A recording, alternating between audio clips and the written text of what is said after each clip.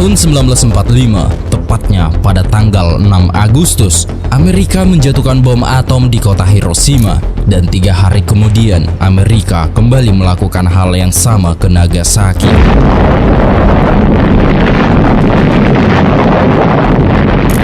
Kedua ledakan dahsyat tersebut meratakan ribuan bangunan dengan tanah dan menewaskan kurang lebih 220.000 manusia dalam hitungan detik, dan kejadian ini menandai akhir dari Perang Dunia Kedua. Setelah berakhirnya Perang Dunia Kedua, dunia menyambut kedamaian. Namun kedamaian itu tidak berlangsung lama. Itu dikarenakan dua negara super adidaya, yaitu Uni Soviet dan Amerika Serikat, yang dulunya bersekutu, kini saling memandang dengan kecurigaan. Maka dari itu, dari tahun 1945 hingga 1991, dunia berada di ujung tanduk, terbelah oleh blok timur yang didominasi oleh Uni Soviet dan blok barat yang dipimpin oleh Amerika Serikat. Namun ketegangan ini tidak melibatkan pertempuran langsung yang signifikan antara kedua negara utama tersebut. Sebaliknya, konflik ini terjadi melalui berbagai bentuk kompetisi ideologi, politik, ekonomi, dan militer, seperti perlombaan senjata nuklir, perlombaan luar angkasa, serta pengaruh dalam konflik-konflik regional di berbagai belahan dunia. Perbedaan ideologi yang mendalam semakin memparah situasi. Uni Soviet dengan komunismenya dan Amerika Serikat dengan kapitalismenya masing-masing berusaha menyebarkan pengaruh mereka ke seluruh penjuru dunia. Atas perbedaan ideologi ini menciptakan puluhan konflik regional yang mematikan, dari Indochina hingga Korea, Vietnam hingga Afghanistan. Inilah perang dingin, perang yang menghantui dunia dengan bayangan kehancuran total.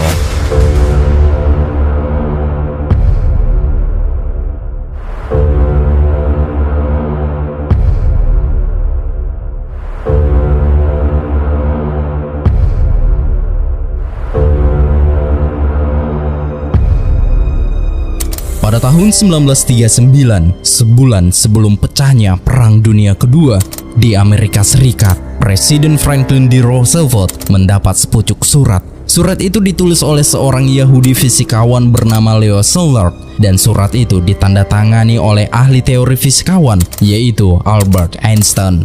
Surat ini berisi peringatan tentang kemajuan penelitian Jerman terhadap nuklir.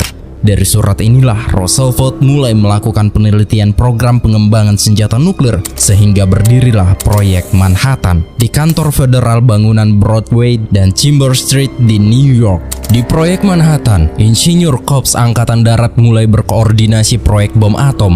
Jenderal Leslie Gross merupakan direktur proyek. Ia menunjuk seorang fisikawan muda yang dijadikan sebagai pemimpin proyek rahasia ini. Dia adalah Julius Robert Oppenheimer. Seiring berjalannya waktu, proyek Manhattan mulai berkembang. Itu dikarenakan mereka mempunyai ilmuwan-ilmuwan terbaik di setiap bidangnya. Once upon a time, men of science were preoccupied with the task of transmuting metals into gold. Now, we hope, the modern alchemists are proceeding with the job of using atomic knowledge for the benefit and not the destruction of mankind. Kemudian di tahun 1943, di saat Perang Dunia berkobar di Eropa dan Pasifik, Oppenheimer memindahkan proyek Manhattan ke Los Alamos di New Mexico untuk menjaga rahasia dari publik dan mata-mata. Bulan Mei 1945, perang telah berkecamuk di seluruh Eropa selama 6 tahun, dan di bulan Januari, pasukan sekutu membebaskan tawanan Auschwitz, dan pada bulan Mei, pasukan Soviet berhasil menaklukkan Berlin.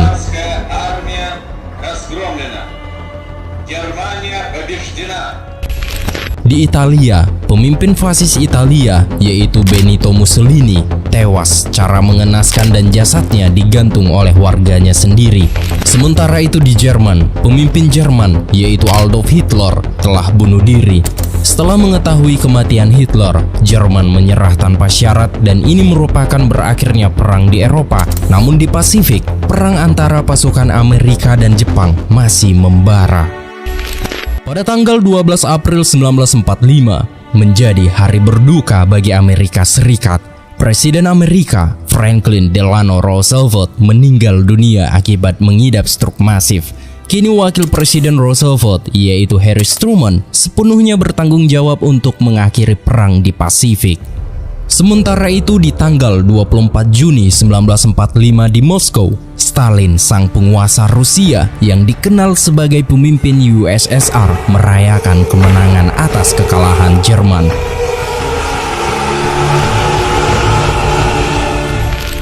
Stalin berencana akan bertemu dengan para pemimpin sekutunya untuk membahas pembagian wilayah setelah penyerahan Jerman.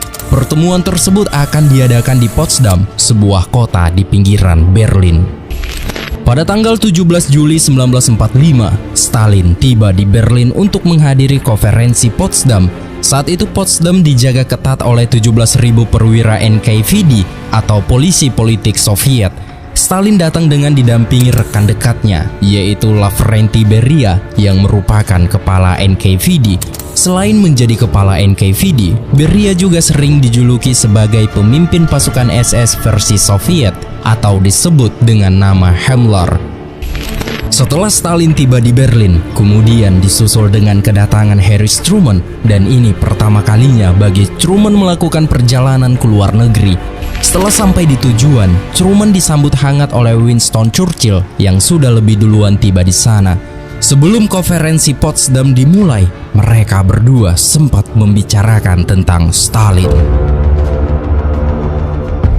Di sini, Churchill menyampaikan kekhawatirannya tentang tirai besi yang telah ditarik oleh Uni Soviet di sepanjang garis depan mereka.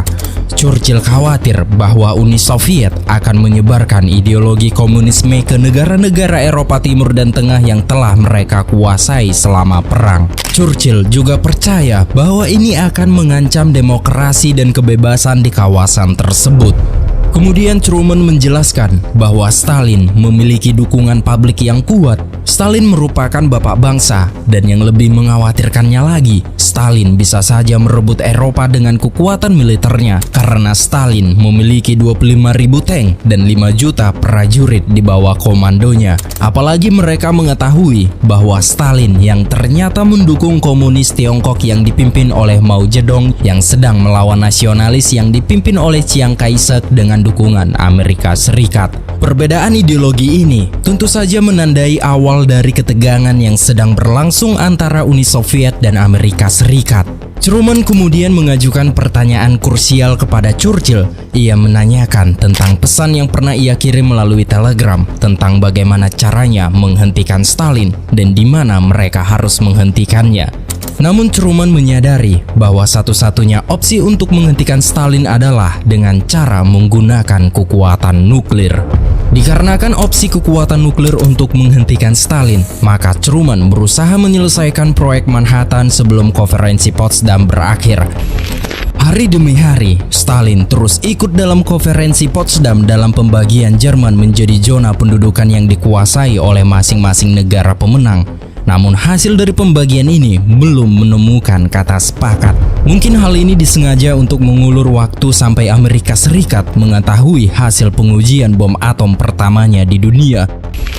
Dan beberapa hari kemudian, konferensi Potsdam kembali diadakan. Kali ini mereka membahas tentang perang di Asia. Saat itu, di Pasifik, Amerika berhasil menaklukkan sebagian pulau-pulau yang dikuasai Jepang, terutama Pulau Okinawa. Dan seperti yang sudah kita bahas di video sebelumnya tentang sejarah Perang Dunia Kedua, di mana perhatian dunia tertuju pada brutalnya pertempuran di Okinawa, banyak prajurit Amerika yang gugur di Okinawa. Hal ini membuat Amerika menyadari bahwa perang menjadi jauh lebih mahal dan sulit saat mendekati Jepang. Maka dari itu, Amerika Serikat berusaha keras untuk menyelesaikan proyek Manhattan. Pada tanggal 16 Juli 1945, di gurun New Mexico, akhirnya para ilmuwan proyek Manhattan berhasil menciptakan bom atom pertama di dunia. Bom atom ini hasil dari upaya gabungan Amerika Serikat, Kanada, dan Inggris. Kemudian di jam 5.30, pengujian bom atom pun dilakukan.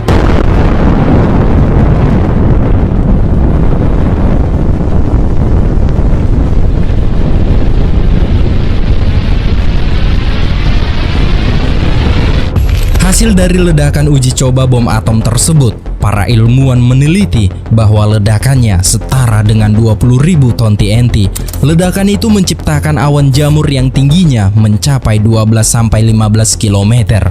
Setelah keberhasilan pengujian bom atom pertama di dunia, pada tanggal 24 Juli 1945, konferensi Potsdam kembali diadakan. Pada saat itu, Presiden Truman mengatakan kepada Joseph Stalin, "Kami memiliki senjata baru yang daya hancurnya luar biasa." Perkataan Truman itu bisa ditafsir, apakah perkataan itu sekedar basa-basi atau intimidasi kepada Joseph Stalin agar tidak macam-macam terhadap Amerika. Namun di sini Stalin tampak tidak terlalu terkesan mendengar perkataan Truman. Stalin hanya mengatakan, "Saya berharap kalian menggunakannya dengan baik untuk melawan Jepang." Itu adalah kata-kata terakhir Stalin sebelum ia meninggalkan konferensi Potsdam. Walaupun Truman tidak memberitahu secara detail tentang senjata baru mereka, namun Stalin tahu apa yang dimaksud oleh Truman. Bahkan Stalin lebih duluan tahu daripada Truman tentang senjata rahasia Amerika. Ternyata itu berkat mata-mata Soviet yang dikirim ke Amerika, terutama di tempat penciptaan bom atom. Pada tanggal 6 Agustus 1945 menjadi titik kelam dalam sejarah umat manusia di seluruh dunia, terutama bagi Jepang. Di pangkalan udara Tinian di Kepulauan Mariana, pasukan Amerika mulai mempersiapkan pesawat jenis B-29 Super Fortress untuk membawa bom atom yang diberi nama Little Boy dan Fat Man yang akan menghancurkan kota Hiroshima dan Nagasaki.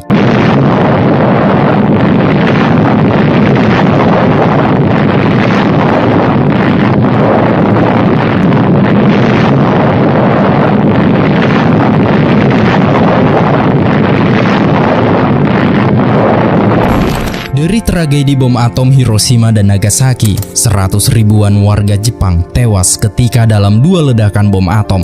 150 ribu lainnya akan mati akibat radiasi. Setelah kehancuran Hiroshima dan Nagasaki, di Washington secara luas mempublikasikan rekaman pertama dari kehancuran yang disebabkan oleh senjata nuklir. Hiroshima, seen from the air after the atomic bomb blast that virtually erased this city from the earth. Nagasaki, target for the second atomic bomb. Kehancuran Hiroshima dan Nagasaki merupakan keruntuhan bagi pasukan Jepang.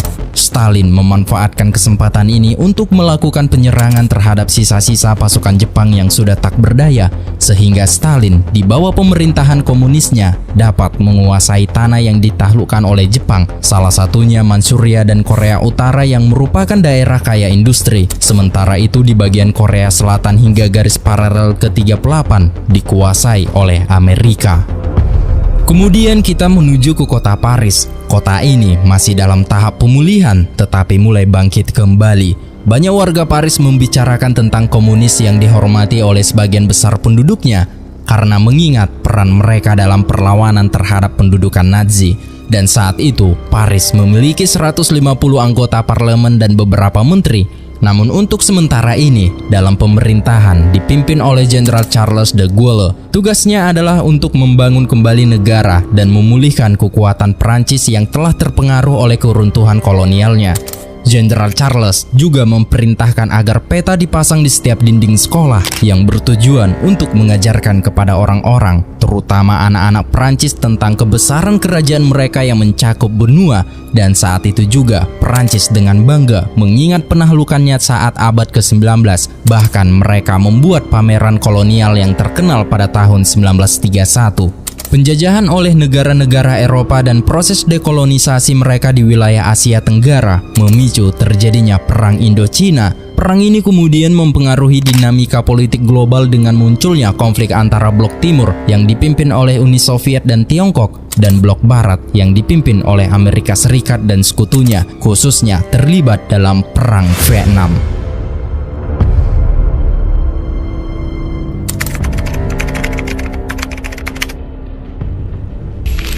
Vietnam adalah salah satu negara di kawasan Asia Tenggara yang memiliki sejarah panjang dalam usaha meraih serta mempertahankan kemerdekaannya. Periode sejarah Vietnam diwarnai oleh peperangan, penaklukan, hingga masa-masa penjajahan. Bahkan pada tahun 110 sebelum Masehi pun, Vietnam sudah menjadi bagian jajahan Tiongkok sejak dinasti Han, hingga akhirnya merdeka pada tahun 938 dengan nama negara saat itu adalah Dai Viet.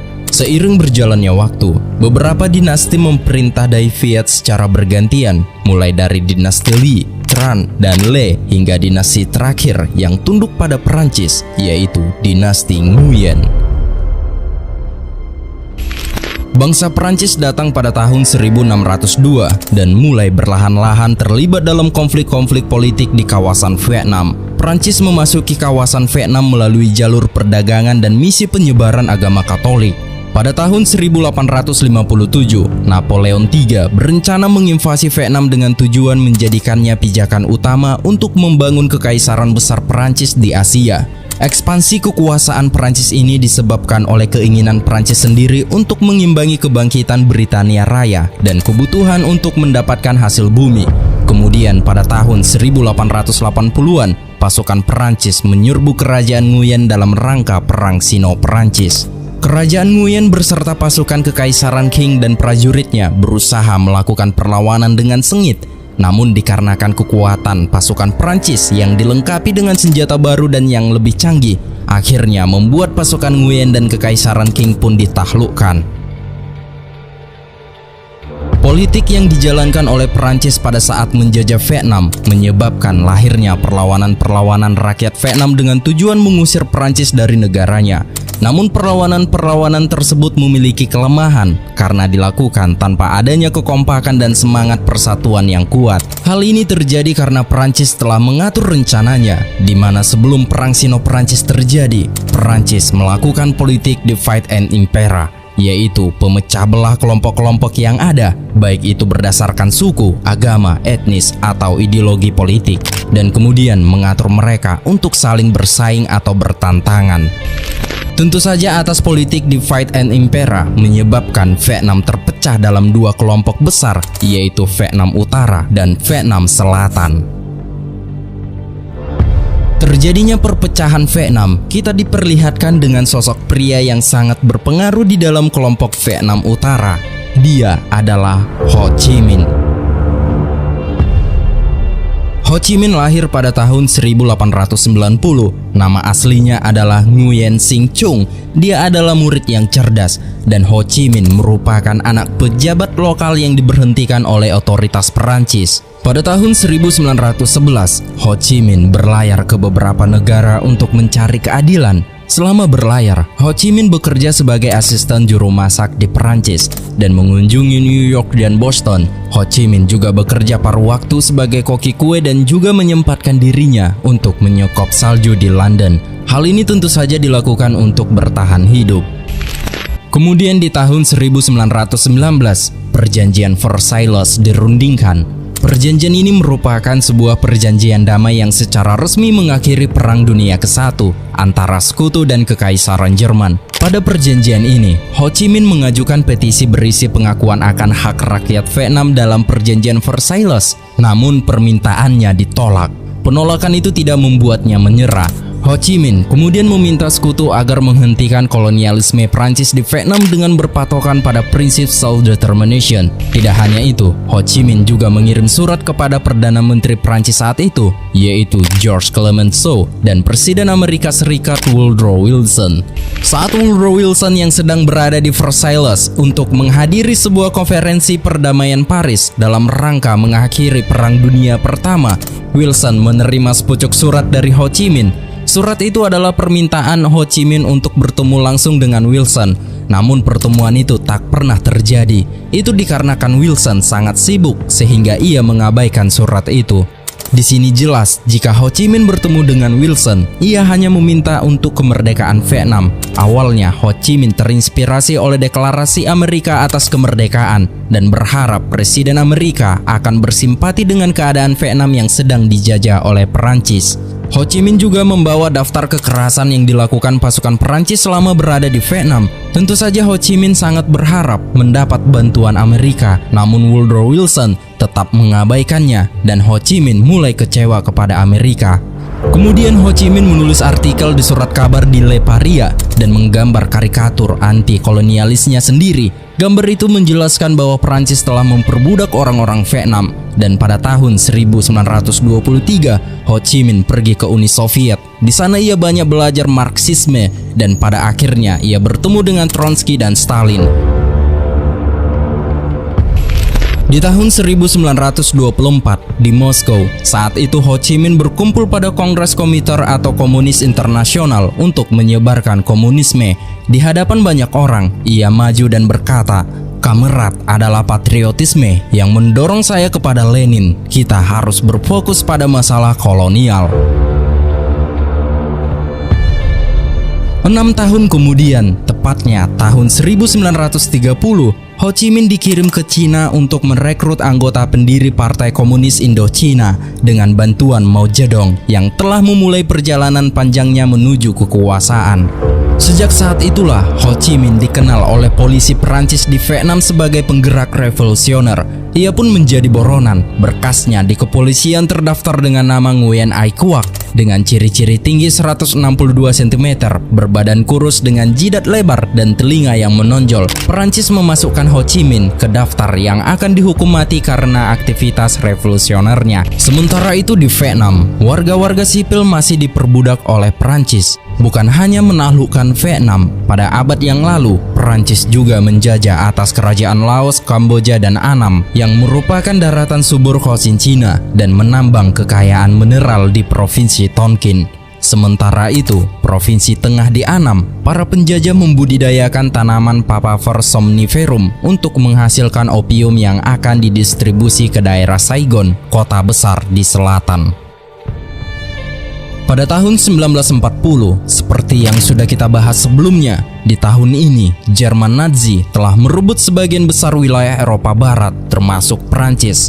Atas keruntuhan Prancis, Jepang yang merupakan sekutu Jerman mengancam banyak kolonial Eropa di Asia, salah satunya menduduki Vietnam yang saat itu masih dijajah oleh Prancis. Pasukan Jepang berhasil merebut Vietnam dari tangan Prancis, namun Jepang membiarkan pemerintahan kolonial Prancis berada di Vietnam.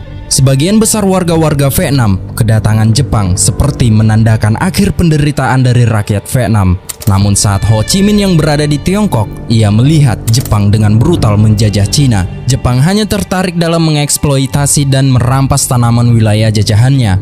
Mengetahui hal itu, Ho Chi Minh langsung teringat dengan tanah airnya.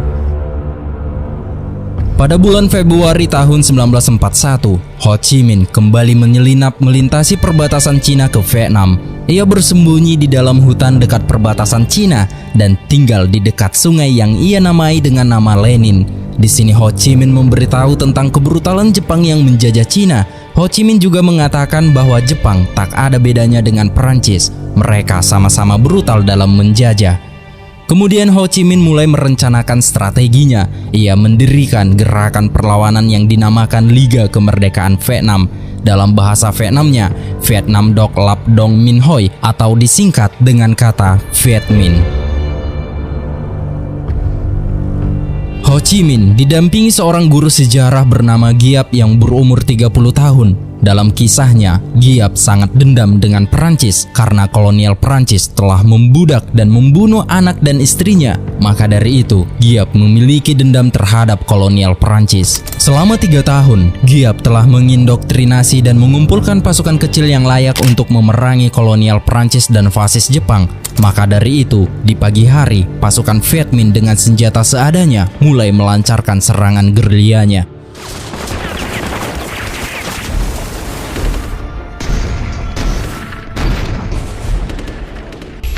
Amerika yang mengetahui serangan gerilya pasukan Viet Minh melawan Jepang di Vietnam, Amerika memanfaatkan perang gerilya ini untuk mengalahkan Jepang di Asia. Amerika membantu Viet Minh dengan menjatuhkan senjata dan amunisi serta beberapa penasehat militernya. Kemudian tahun demi tahun, selama kedudukan Jepang di Vietnam meningkatkan kesengsaraan terhadap warga sipil, bahkan lebih dari 2 juta warga meninggal akibat kelaparan. Sementara di sisi lain, Viet Minh kini tumbuh semakin kuat. Dan di tahun ini, nama Viet Minh mulai melebar. Banyak orang-orang dari Tonkin bergabung ke Viet Minh. Ho Chi Minh menjelaskan bahwa Viet Minh akan berjuang untuk kemerdekaan Vietnam.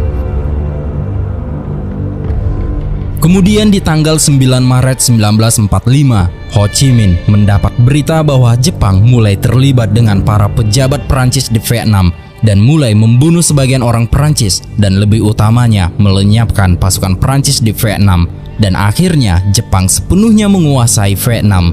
Beberapa bulan kemudian, Ho Chi Minh mendengar tentang serangan nuklir Amerika ke Jepang dan Jepang sudah menyerah tanpa syarat. Ho Chi Minh memanfaatkan momen ini untuk kemerdekaan Vietnam. Ia pun langsung keluar dari markasnya dan pada tanggal 2 September 1945 di siang harinya, Ho Chi Minh muncul di Hanoi. Ia mulai menuntut kemerdekaannya terhadap Tonkin, Annam, dan Cochin Cina dan menjadikannya satu negara Vietnam. Begitu juga Laos dan Kamboja yang menuntut kemerdekaannya. Di Hanoi, Ho Chi Minh dikerumuni orang-orang Vietnam. Ho Chi Minh meminta orang-orang mengibarkan bendera merah Viet Minh dengan bintang emasnya sebagai tanda bahwa mereka sudah merdeka, dan mereka juga mengibarkan bendera Amerika berserta foto Truman. Akan tetapi, Presiden Truman kurang simpati terhadap separatis ini. Di hari yang sama, Jepang menandatangani deklarasi penyerahan diri di atas kapal perang Amerika Serikat Manchuria. Di atas kapal, Perancis diwakili oleh Jenderal Leclerc, orang yang membantu membebaskan dengan divisi lapis baja keduanya. Namun di sini, Jenderal Douglas MacArthur menugaskan Jenderal Leclerc dan divisinya untuk merebut kembali kedaulatan Perancis terhadap Indochina. MacArthur mengatakan bahwa sebanyak-banyaknya pasukan untuk merebut Indochina kembali. Maka dari itu, setelah proklamasi kemerdekaan Vietnam, di Saigon sebagian pasukan Perancis bersenjata lengkap mulai berdatangan. Mereka membagi tiket pembagian sembako untuk orang-orang Vietnam yang ada di Saigon. Dan setelah melihat situasi yang aman dan tidak ada pemberontakan dari Viet Minh, barulah di tanggal 5 Oktober 1945 dengan cuaca hujan yang lebat, Jenderal Leclerc datang ke Saigon. Kini Jenderal Leclerc memiliki otoritas militer penuh untuk mengambil kembali Indochina. Hal pertama yang dilakukan Jenderal Leclerc adalah menghubungi orang-orang Inggris untuk menambah pasukan. Maka dari itu, sebanyak 30.000 pasukan Inggris menepi di perairan Saigon. Pasukan-pasukan yang baru datang ini merupakan sukarelawan untuk membantu Perancis merebut Vietnam. Kemudian pada tanggal 25 Oktober tahun 1945, Jenderal Leclerc mengirim tank-tanknya untuk merebut kembali Cochin Cina. Namun mereka harus melintasi rawa di dekat Saigon yang dipenuhi dataran persawahan dan juga binatang buas. Jenderal Leclerc memiliki Kolonel Masu untuk memimpin operasi ini. Kolonel Masu adalah pejuang dan petualang legendaris. Namun saat Kolonel Masu menjalankan operasinya, pergerakannya terhalang. Itu dikarenakan jembatan satu-satunya menuju Cochin Cina terputus. Maka dari itu, mereka terpaksa harus membangun kembali jembatannya. Beberapa jam kemudian, setelah tank-tank mereka berhasil melewati jembatan, tiba-tiba pasukan Perancis ini mendapat serangan dadakan dari Viet Minh. Dalam serangan ini, tidak ada yang tahu dari mana tembakan itu berasal. Namun saat pasukan Perancis membalas tembakan, Viet Minh langsung bersembunyi. Ternyata pasukan Viet Minh bersembunyi di dalam air dengan tabung bambu sebagai pernapasannya. Kebanyakan pasukan Viet Minh adalah petani yang masih muda. Setelah mengalahkan Viet Minh di sektor ini, pasukan Perancis mulai melanjutkan perjalanan dan di jalan mereka menemukan ranjau buatan pasukan Viet Minh. Dalam beberapa minggu, 300 tentara Perancis terluka dan beberapa pasukannya gugur akibat perangkap yang mematikan. Kini pasukan Perancis mulai gelisah dan mulai lebih waspada terhadap Viet Minh serta jebakan-jebakan buatan Viet Minh. Kemudian, pasukan Perancis mulai mencari informasi dari penduduk desa tentang keberadaan Viet Minh. Namun tak ada satupun penduduk desa memberitahu tentang itu. Sementara itu, Ho Chi Minh yang berada di markasnya mulai menyusun strategi lagi untuk menghabisi pasukan Perancis yang sedang menuju Cochin Cina. Maka dari itu, Ho Chi Minh dan Giap memilih satu orang untuk memimpin unit gerilya di wilayah Cochin Cina. Dia adalah Nguyen Binh. Binh bukanlah seorang komunis, tapi dia sangat anti Perancis. Binh juga mengatakan, "Saya tidak masuk ke pihak manapun, saya hanya berjuang untuk tanah air." Di sisi lain, pasukan Prancis di bawah pimpinan Jenderal Leclerc mulai secara membabi buta membakar rumah-rumah warga sipil dan menangkap semua warga sipil. Pada awal tahun 1946, jumlah para gerilya mulai bertambah dan kemahiran mereka semakin meningkat hari demi hari. Kini Jenderal Leclerc mulai geram karena terjebak di Cochin, Cina. Sementara itu di utara, Viet Minh mulai menguasai Tonkin dan Hanoi. Mengetahui bahwa Viet Minh dengan cepat menguasai Tonkin dan Hanoi membuat Jenderal Leclerc menjadi pesimis. Hal ini karena ia khawatir dengan nasib warga Prancis yang masih tinggal di Hanoi. Jenderal Leclerc mulai melakukan langkah politik dengan cara bernegosiasi dengan Ho Chi Minh. Maka dari itu, Jenderal Leclerc menugaskan seorang pria bernama Jean Saiteny yang merupakan orang pertama ke Indochina sebagai bankir pada tahun 1929. Jean Saiteny juga merupakan suami dari Putri Albert Sarraut, yaitu menteri besar di koloni dan mantan gubernur Indochina. Kemudian di saat gerilyawan Viet Minh berjuang bersimbah darah di selatan, Saiteny dikirim untuk bernegosiasi. Akhirnya Saiteny dan Ho Chi Minh bertemu dan mulai bernegosiasi. Dalam perjanjian itu, Saiteny menyepakati berdirinya Vietnam sebagai negara merdeka dengan catatan Ho Chi Minh harus mengizinkan pasukan Prancis kembali ke Tonkin selama 5 tahun. Di sini Ho Chi Minh menyetujui dan mengizinkan pasukan Prancis kembali ke Tonkin karena selain kemerdekaan Vietnam, Ho Chi Minh juga membutuhkan Prancis untuk mengusir Cina yang telah menjarah Hanoi dan mengecam untuk tinggal selamanya. Dan pada tanggal 6 Maret 1946, Ho Chi Minh menandatangani perjanjian tersebut sehingga pasukan Prancis sekali lagi mendirikan kembali bendera Prancis di Haiphong, pelabuhan Hanoi. Namun fakta sebenarnya, komunis Indochina tak setuju dengan perjanjian tersebut yang membiarkan hak bagi Prancis untuk tetap di Tonkin selama 5 tahun. Namun di sini, Ho Chi Minh memberitahu mereka bahwa dia lebih memilih menghadapi kesulitan dengan Prancis selama 5 tahun daripada harus tunduk kepada Cina selamanya. Kemudian pada tanggal 18 Maret, tank-tank Jenderal Leclerc meluncur ke Hanoi. Atas kedatangan pasukan Prancis, membuat warga Prancis yang hidup di Hanoi merasa senang dan lega karena selamat dari tangan komunis Indochina. Kemudian Jenderal Leclerc disambut oleh Jean Saiteny dan membawa Jenderal Leclerc menemui Ho Chi Minh. Di dalam ruangan, mereka minum bersama dan membahas tentang kemerdekaan Vietnam secara permanen. Namun untuk lebih memastikan atas kemerdekaan Vietnam, Jenderal Leclerc akan membawa Ho Chi Minh ke Paris agar kemerdekaan negaranya diakui dengan baik. Setelah keluar dari gedung, Jenderal Leclerc dan Saiteny menghadiri parade seremonial. Di sana Giap memperkenalkan batalion pertamanya.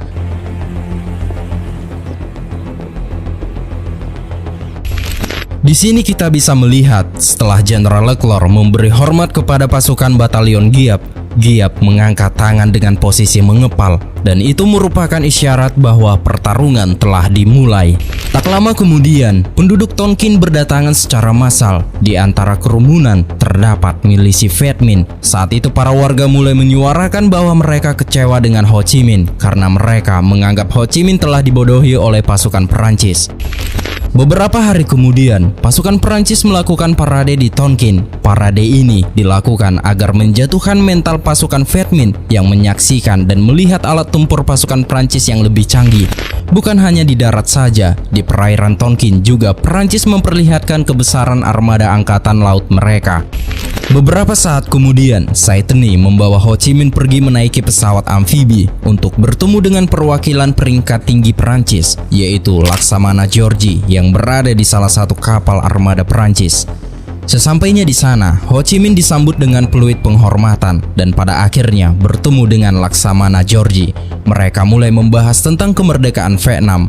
Tanpa sepengetahuan Ho Chi Minh, ternyata Georgi hanya mengikuti arahan Charles de Gaulle yang kini merupakan seorang mantan jenderal dan negarawan Prancis yang memainkan peran penting. Dia hanya ingin memecah belah lagi orang-orang Vietnam, terutama penghapusan komunis dari Indochina. Setelah pertemuan ini, pada tanggal 31 Mei 1946, Ho Chi Minh diberangkatkan lagi ke Paris untuk menemui Charles de Gaulle.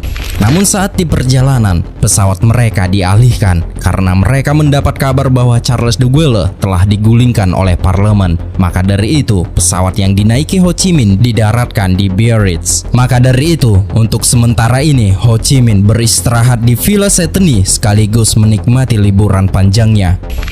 Setelah 3 minggu, Ho Chi Minh mulai gelisah dan mulai merasa kesal karena tidak bertemu dengan Jenderal Charles. Beberapa hari kemudian, Ho Chi Minh akhirnya mendarat di Paris. Ia disambut sebagai seorang kepala negara. Selama di Paris, Ho Chi Minh menghadiri parade militer Bastille di samping Jenderal Juan dan Jenderal Delattre.